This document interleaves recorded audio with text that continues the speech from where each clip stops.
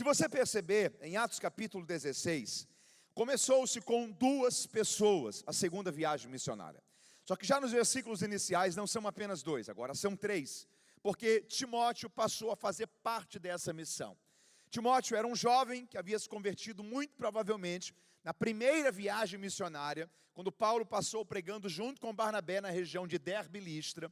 E poucos anos depois, agora quando Paulo e Silas estão passando novamente pelaquela região, a igreja daquela região já testificava, já testemunhava que Timóteo era alguém que estava dando bom testemunho, alguém que amava Jesus, alguém que já estava frutificando na obra de Deus. E Paulo então decidiu adotar Timóteo como filho na fé. E Timóteo segue com eles. Se você perceber, no capítulo 16, no versículo 9, o pronome do livro dos Atos dos Apóstolos muda. Você sabe muito bem que quem escreveu Atos foi Lucas. Até Atos 16, 9. Lucas escreve sempre na terceira pessoa do plural. Lucas escreve sempre dizendo, e eles foram, e eles chegaram, e eles estavam. Mas a partir de Atos 16, 10, Lucas passa a escrever na primeira pessoa do plural. E nós estávamos, e nós chegamos, e nós realizamos. Em algum momento entre Atos 16, 9 e Atos 16, 10, Paulo conhece Lucas. Quem é Lucas? Lucas não é um cristão, não é judeu, é gentio. É um médico recém-formado em medicina e ele começa a viajar com Paulo, não como um companheiro missionário, mas como um assistente médico, por causa das fragilidades da saúde de Paulo. O capítulo 16 está iniciando, a segunda viagem missionária está iniciando, e a configuração que Paulo estava inserido havia mudado por completo. E Jesus está ensinando para Paulo aqui pelo menos 2 grandes lições, que nós precisamos também trazer e aplicar esta manhã para a vida da gente. Em primeiro lugar, quem foi que estava na primeira viagem missionária? Diga comigo, Paulo, Barnabé e João Marcos. Quem é que está na segunda viagem missionária? Diga comigo, Paulo, Silas, Timóteo e Lucas. As pessoas haviam mudado, sim ou não? Jesus está ensinando uma coisa aqui para Paulo, guarde isso. Pessoas passam, propósitos não. Pessoas passam, propósitos permanecem. Pessoas vão entrar e vão sair da sua vida. Tem gente que vai andar com você uma estação. Tem gente que vai caminhar com você uma década. Tem gente que vai caminhar com você talvez por quase toda a sua vida. Só que pessoas sempre irão passar. Pessoas têm a sua história, a sua trajetória, o seu caminho. E na grande maioria das vezes esses caminhos podem passar pelo nosso, podem permanecer paralelos ou podem apenas cruzar a nossa rota e seguir destinos diferentes. Porque pessoas sempre irão passar. O que você não pode deixar é que o fato de pessoas terem saído da sua vida faça você abandonar propósitos. Faça você perder o alinhamento daquilo que é a visão e o projeto de Deus para você.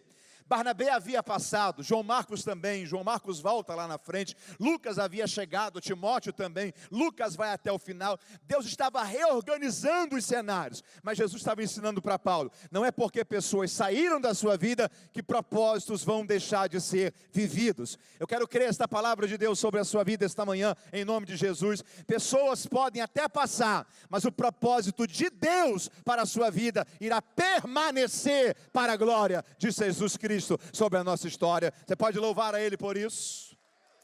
Pessoas passam, propósitos permanecem. Segunda coisa que Jesus está ensinando aqui para Paulo, o equilíbrio da vida. Você pode repetir isso comigo? Diga, o equilíbrio da vida. Guarde isso, o equilíbrio da vida está em você ter um Lucas e ter um Timóteo. Ok? O equilíbrio da vida está em você ter um Lucas e ter um Timóteo. Timóteo é alguém que Deus coloca no seu caminho para você cuidar dessa pessoa. Lucas é alguém que Deus coloca no seu caminho para cuidar de você. Cuidado para você não viver uma vida que você apenas cuida de pessoas, que nas horas mais difíceis da sua trajetória, você não tem a quem abrir o coração, pedir ajuda, pedir socorro.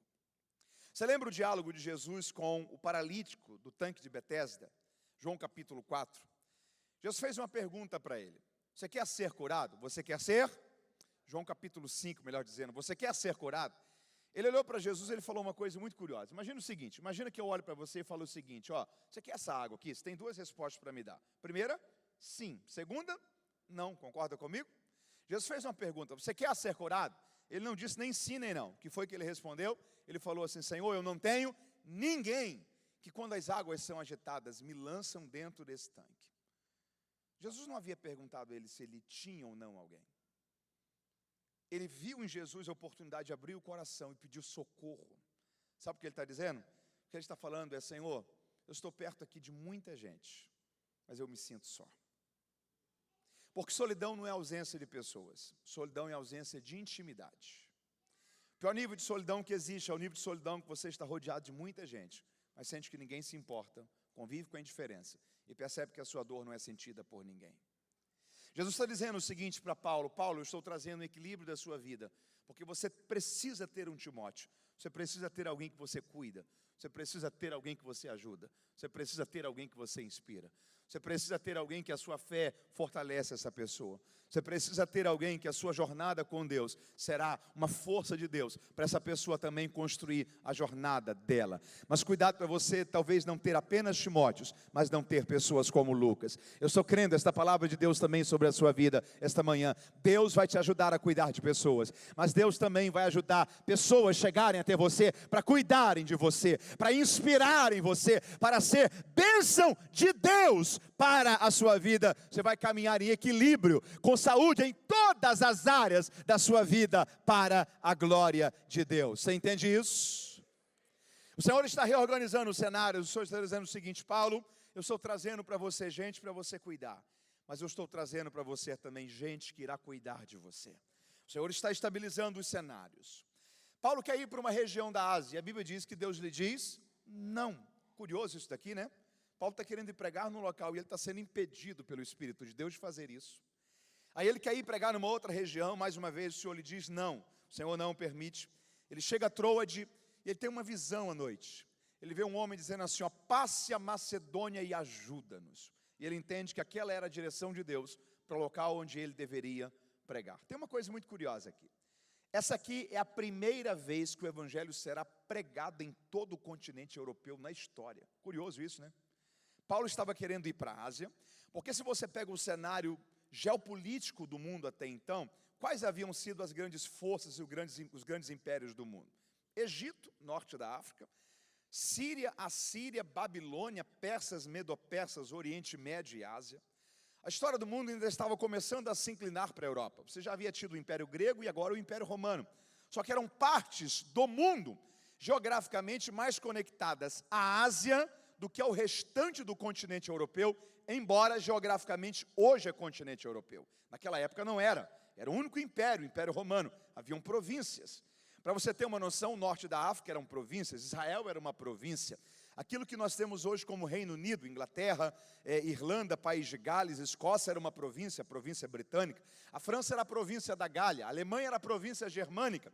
A geografia do mundo se dividia não em continentes, a Ásia era um bloco de uma grande província, Macedônia também. Na mente de Paulo, ele quer ir pregar na região que havia sido a grande estrutura da história do mundo até então. Paulo não tem noção, mas a história do mundo, a partir daquele momento, iria caminhar não para a Ásia, mas para a Europa.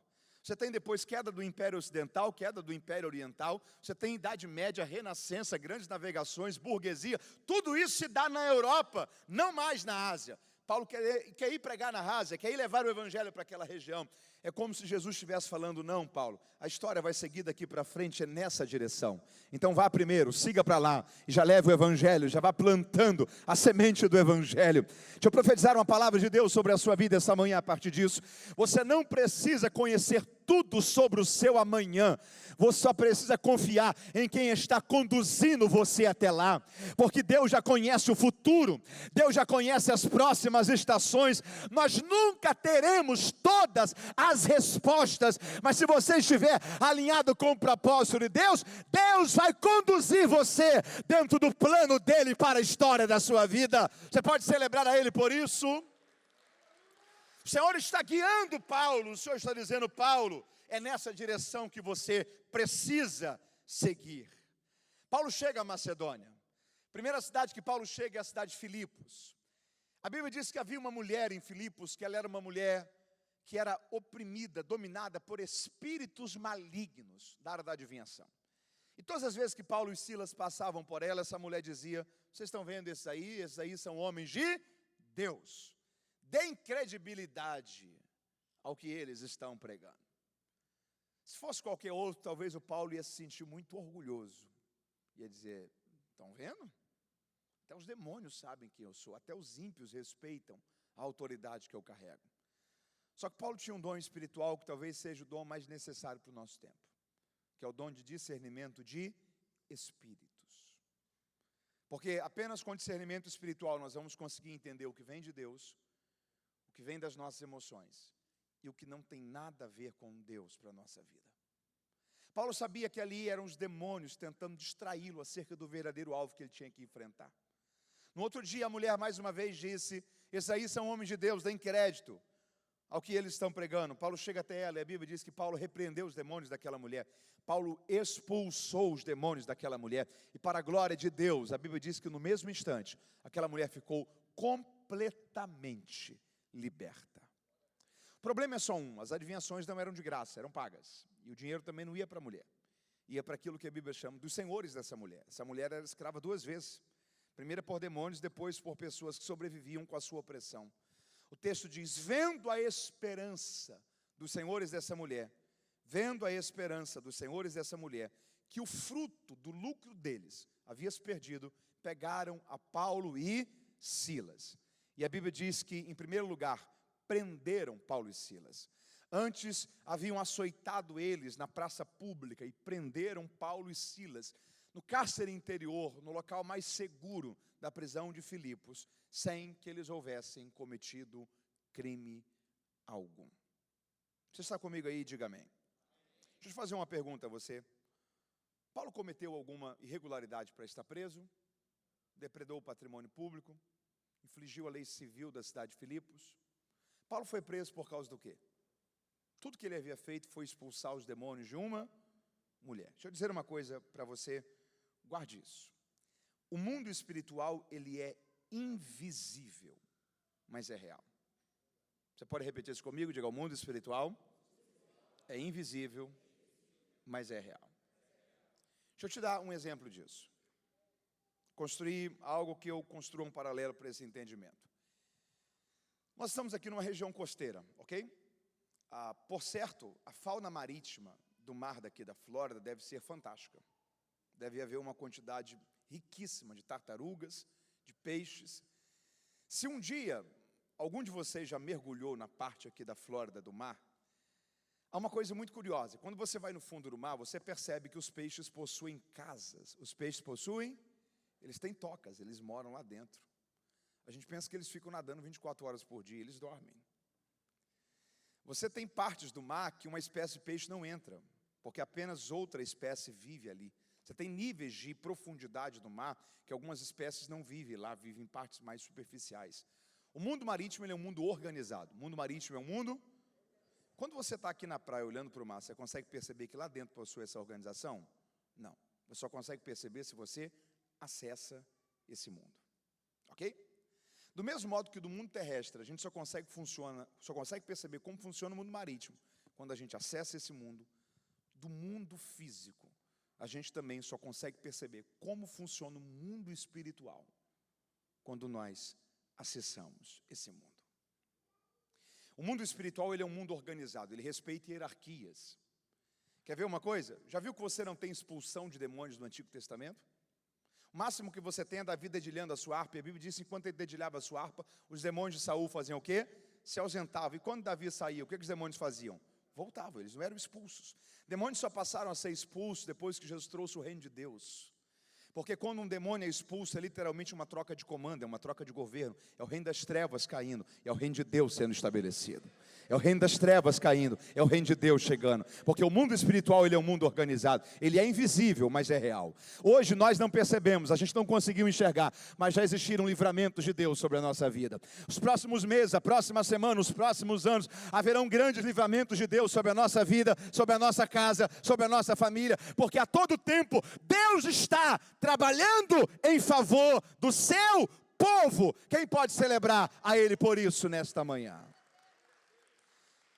Nós só vamos conseguir alcançar vitórias sobre as guerras da vida se nós tivermos uma coisa chamada discernimento espiritual. Você pode repetir isso comigo? Diga: eu preciso desenvolver em Deus discernimento espiritual. O problema de Paulo está sendo contra a mulher, sim ou não? Não. Contra os seus algozes que o açoitaram? Nem muito menos contra o carcereiro. Tem 3 lições aqui, eu encerro a mensagem dessa manhã com essas 3 lições. Em primeiro lugar, cuidado para você não estar lutando a guerra errada. Paulo escreveu que a nossa guerra não é contra a carne, nem contra sangue, ou seja, ela não é contra pessoas, mas ela é contra principados, contra potestades e contra forças espirituais da maldade. E aí Paulo dá um indicativo geográfico, que atuam nas regiões celestiais. Sabe o que Paulo está dizendo? Pare de guerrear aqui, guerras que estão sendo travadas aqui. Você precisa entender que o seu problema não é contra um parente, seu problema não é contra um vizinho, seu problema não é contra alguém do seu setor de trabalho. Os agentes desta guerra podem até talvez estar sendo humanos, só que a origem desta guerra não é humana, a origem desta guerra é espiritual. Primeiro lugar, cuidado para você não estar lutando a guerra errada. Segundo lugar, guerras espirituais só se vencem com armas espirituais.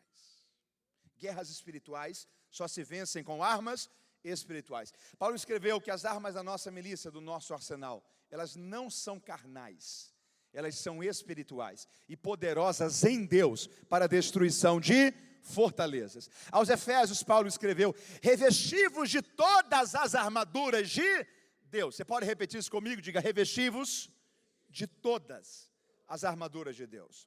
O segredo está em estar revestido das armaduras de Deus? Não, o segredo está em estar revestido de todas as armaduras. Porque se você estiver incompleto nas armaduras, você se torna vulnerável para o dia mau.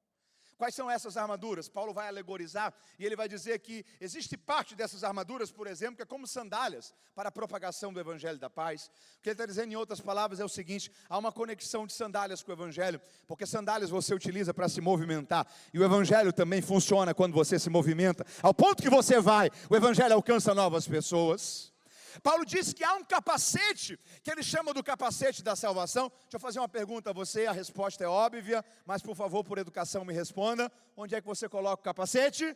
Na cabeça. Paulo está dizendo: você não pode tirar o céu da sua cabeça, você não pode tirar a salvação da sua mente, você não pode tirar as coisas que são de Deus, das suas prioridades, você não pode tirar as coisas que são eternas do seu entendimento. Coloque sobre a sua cabeça o capacete da salvação. Paulo diz: revesti-vos da couraça da justiça. Justiça aqui não é justiça de justiçar, de fazer justiça, mas é justiça de viver de modo justo. Sabe o que a palavra de Deus está dizendo aqui? Se revista daquilo que é correto, se revista daquilo que é justo, porque Deus sempre vai estar do lado da verdade. Deus sempre vai estar contra o engano. Se você estiver revestido daquilo que é correto, você terá ao seu lado o melhor de todos os advogados. Deixa eu fazer uma pergunta a você: tem algum advogado aqui essa manhã? Alguém que é formado em advocacia, prestou OAB ou formou direito? Ok? Tem uma regra que ela é central na advocacia: você nunca mente para um advogado. Você nunca mente para um. Ele precisa montar a sua defesa. Se você omite dele alguns dos fatos que aconteceram, quando a acusação vier contra você, ele não vai estar pronto para te defender. Aconteça o que tiver acontecido, você nunca mente para um advogado. Quem é o nosso advogado? Mateus, então ele já não sabe o que aconteceu? Claro que sabe. Só que ele quer que você abra o coração, que você seja sincero, que você se rasgue diante dele e diga: Senhor, eu preciso mudar nisso, nisso, nisso, nisso e nisso. Nós temos o melhor de todos os advogados. Só que quem rejeita a Cristo hoje como advogado, um dia terá que enfrentá-lo como justo juiz. Quem rejeita a Cristo hoje como advogado, um dia comparecerá diante do juízo final, e ali ele não será mais advogado, será juiz. A igreja não irá ao juízo final, A igreja irá ao tribunal de Cristo. No tribunal de Cristo ninguém será condenado, será apenas para galardoar. Os ímpios não irão ao tribunal de Cristo. A igreja não irá ao juízo final, irá apenas ao tribunal de Cristo, porque no juízo final ninguém será absolvido, será apenas para condenação. Quem rejeita a Cristo hoje como advogado, um dia terá que enfrentá-lo como juiz. Aproveite enquanto você o tem como advogado. Se revista da couraça da justiça. Se revista daquilo que é correto. E a verdade de Deus sempre estará ao seu lado. Você pode louvar a Ele por isso. Revista-se da couraça da justiça. Tenha sobre a sua mão a espada do Espírito, que é a palavra de Deus. Essa palavra ela é poderosa. A Bíblia diz que ela funciona como uma espada de 2 gumes. Que ela cessa a divisão de alma, de juntas e medulas, alma e espírito. Deixa eu dizer uma coisa para você. A ciência já evoluiu muito e ela vai evoluir mais. A tecnologia já evoluiu muito e ela vai evoluir mais. Só que nunca ninguém conseguirá descobrir onde se divide alma de espírito, onde se divide junta de medulas, porque onde os recursos humanos não chegam, a palavra de Deus chega. Aquilo que a sabedoria humana não alcança, a palavra de Deus alcança. Aquilo que as articulações humanas não resolvem, uma só palavra de Deus tem o poder de resolver. Nós estamos fortalecidos pela palavra de Deus. Você pode louvar a Ele por isso. Paulo continua dizendo, e ele diz, revista-se também do escudo da fé. A fé funciona como um escudo. Por quê? Porque todos os dias nós somos bombardeados por dardos inflamados, lançados pelo maligno. Todo dia o diabo tenta lançar dúvida no seu coração, frieza na sua fé, fraqueza na sua trajetória. Mas sabe por quê? Mesmo sendo tão atacado e tão atacada, você não para. Quando esses dardos estão chegando na sua frente, eles encontram um escudo. Esse escudo é o escudo da fé. A fé te blinda em Cristo Jesus. A fé te garante que Deus não é homem para mentir, nem filho do homem para se arrepender, mas Ele vela pela sua palavra para a fazer cumprir. A fé te lembra que é de Deus que vem a última palavra. Deixa eu te dar uma boa notícia nesse culto. Você está blindado pela fé. A sua casa está guardada pela fé. Nenhum dardo inflamado lançado pelo maligno irá nos atacar. Cristo nos guarda pela fé que estamos firmados nele. Você pode louvar a Ele por isso? Revestivos de todas as armaduras de Deus.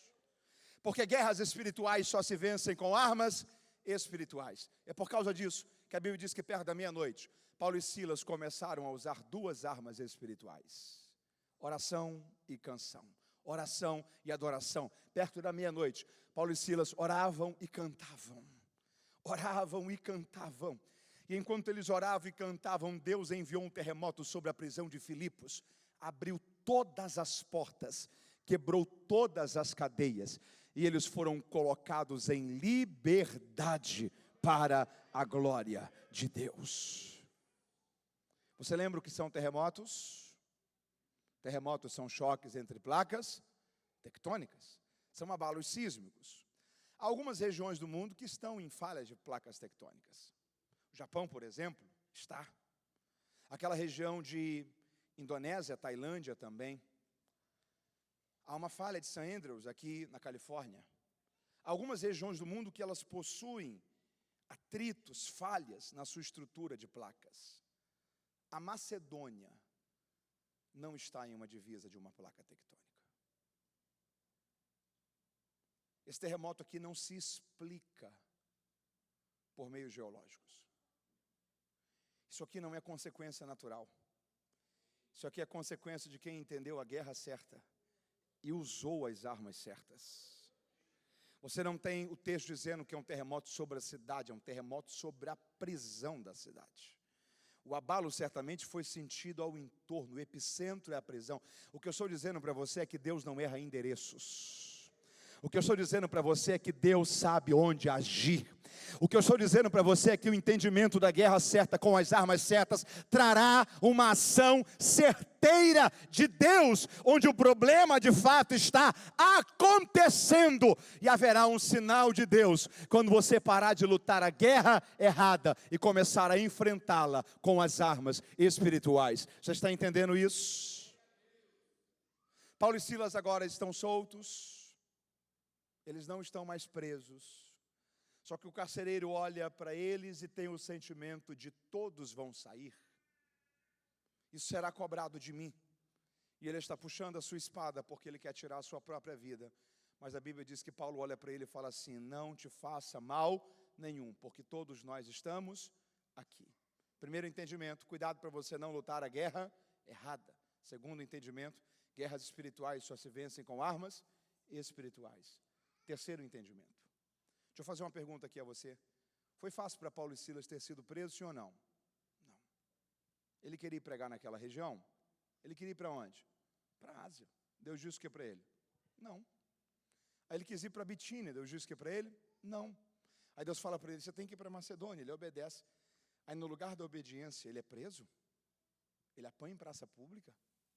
Ele é exposto publicamente? Isso aqui é para a gente olhar e dizer: é essa a recompensa de quem te obedece? Porque a gente está pronto para entender coisas ruins acontecerem quando a gente está na rota da desobediência. Agora, quando nós estamos na rota certa, nós estamos prontos para entender a tempestade de Jonas, porque Jonas desobedeceu. Agora, a tempestade dos discípulos, sendo que foi Jesus quem mandou eles atravessarem o mar. Deixa eu dizer uma coisa para você: tempestades também podem passar pela nossa vida quando nós estamos na rota correta. Só que há uma diferença da tempestade da obediência para a tempestade da desobediência. A tempestade da desobediência, ela termina em destruição e em prejuízo, como com Jonas. Mas a tempestade da obediência, ela termina em livramento. Ela termina com Jesus vindo ao seu encontro, como com os discípulos. E ela termina com uma nova experiência de Deus para a sua história. Se o seu coração está em paz, fique tranquilo. Deus vai cuidar de você. E tudo está cooperando para o teu bem. Foi fácil? Pode aplaudir ao Senhor. Foi fácil para Paulo e Silas ter sido presos, sim ou não? Não. Mas me responda uma coisa: se Paulo e Silas não tivessem sido presos, a família do carcereiro teria sido salva? Não. Tem uma terceira lição e eu encerro a mensagem dessa manhã com ela. Você precisa entender que o propósito é maior do que o momento.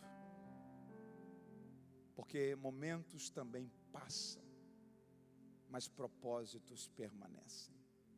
Não são apenas pessoas que passam, momentos também passam. Nenhum problema é para sempre. Fases são transitórias. A palavra de Deus diz que a nossa leve e momentânea tribulação não pode ser comparada com o eterno peso de glória que em nós há de ser revelado. Há um trocadilho ali. Paulo está dizendo: a tribulação é leve e momentânea, mas para uma tribulação leve e momentânea há uma glória que é eterna e pesada. A nossa leve e momentânea tribulação não pode ser comparada com o eterno peso de glória que em nós há de ser revelado. Porque momentos passam, propósitos permanecem. Levante sua mão e diga: Senhor, alinha a minha vida ao teu propósito. Gente que entendeu o propósito é gente satisfeita. Gente que entendeu o propósito é gente bem resolvida. E guarde isso: gente satisfeita é gente seletiva. Você pode repetir isso comigo? Diga: gente satisfeita é gente seletiva. Você cresceu ouvindo pessoas dizendo que Eclesiastes 3 diz que há um tempo para tudo? Há um tempo para? Há um tempo para? Quem já ouviu alguém falar esse versículo assim? Você sabia que ele não está na Bíblia? Não, Mateus, não. Eclesiastes 3 nunca diz que há um tempo para tudo. O que Eclesiastes 3 diz é diferente. Há um tempo para todo propósito debaixo do céu.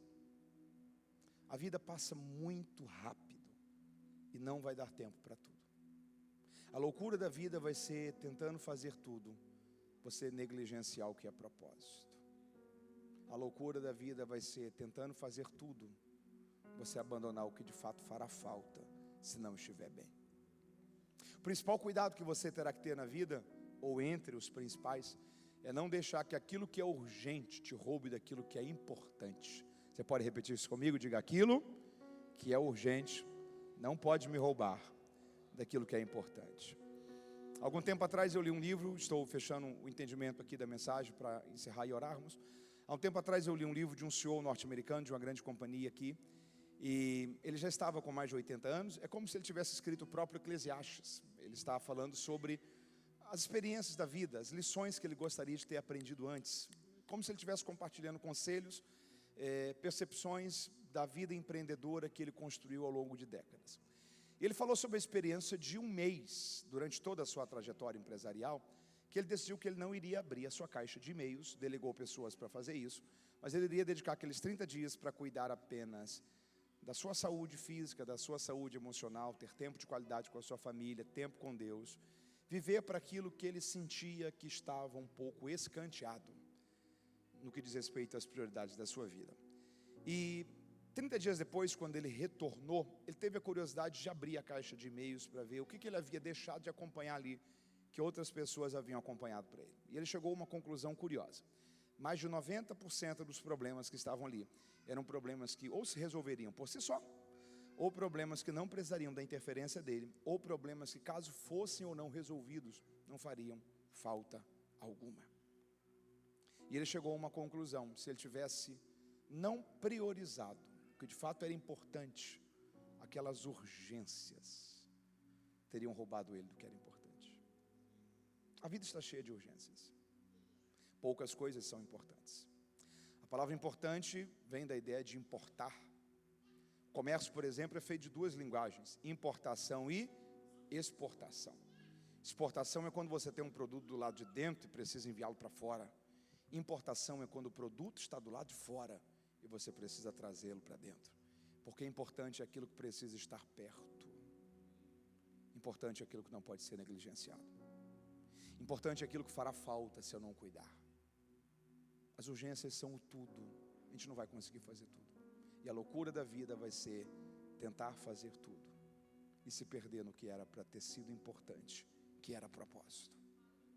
Não vai dar tempo para tudo. Gente seletiva é gente que entendeu o que de fato tem valor na vida. É gente satisfeita. É gente que entendeu que não tem problema se não der para fazer tudo. Momentos vão passar. Só que eu não quero desalinhar a vida do propósito, porque momentos passam, mas propósitos permanecem. E nós vamos vivê-los para a glória de Deus. Essa palavra faz sentido para você? Esteja em pé comigo, se você pode, em nome de Jesus. Eu gostaria de orar com você nesta hora. Pessoas passam, propósitos permanecem. Você precisa viver uma vida que você cuida de alguém, porque cuidar de alguém te fará ser mais humano. Mas ter alguém que cuida de você também fará toda a diferença para a sua trajetória. Você precisa ter cuidado para você não lutar guerras erradas, para você não lutar guerras espirituais com armas humanas, e para você entender que momentos passam, mas propósitos permanecem, e a vida tem que estar alinhada ao propósito.